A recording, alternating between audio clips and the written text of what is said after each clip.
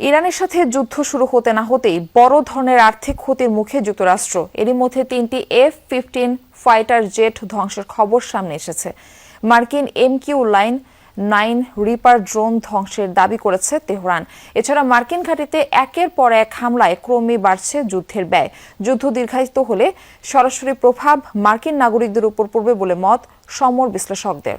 গ্লিটারের twin lemon ও antibacterial formula বাসনকে চকচকে জীবাণুমুক্ত করে আমাদের দেয় গ্লিটার গ্যারান্টি।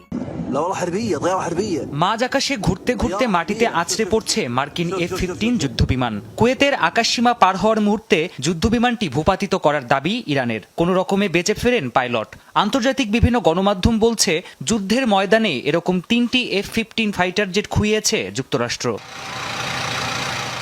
আকাশ যুদ্ধের ইতিহাসে অন্যতম সফল যুদ্ধবিমান হিসেবে মনে করা হয় এই মার্কিন ফাইটার জেটকে। শব্দের গতির চেয়ে 2.5 গুণের বেশি গতিতে ছুটতে সক্ষম এই যুদ্ধবিমান একবার জ্বালানি ভরে পাড়ি জমাতে পারে 5,500 কিলোমিটারেরও বেশি দূরত্ব।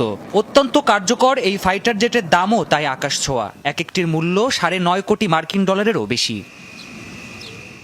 এছাড়া মার্কিন বিমান বাহিনীর MQ-9 রিপার ড্রোনও ধ্বংসের দাবি করেছে ইরান। আধুনিক যুদ্ধে শত্রুপক্ষের ওপর নজরদারি এবং হামলা চালাতে এই ড্রোন ব্যাপকভাবে ব্যবহার করে যুক্তরাষ্ট্র। এটির মূল্যও কম নয়, এক একটির দাম প্রায় 3 কোটি ডলার। এদিকে অপারেশন ফতে খাইবারের আওতায় মধ্যপ্রাচ্যের একের পর এক মার্কিন ঘাঁটিতে হামলা চালাচ্ছে ইরান। এতে যুক্তরাষ্ট্রের গুরুত্বপূর্ণ সামরিক অবকাঠামো ধ্বংস হচ্ছে। তাছাড়া দামি যুদ্ধবিমান, বিশালদেহী রণতরী, অত্যাধুনিক ড্রোন আর মিসাইল হামলা চালাতে প্রতিদিনই মোটা অঙ্কের অর্থ খরচ হচ্ছে। সব মিলিয়ে আগামী 1 সপ্তাহ যুদ্ধ চললে যুক্তরাষ্ট্রের প্রায় 5,000 কোটি ডলার খরচ হতে পারে বলে ধারণা সমর বিশ্লেষকদের।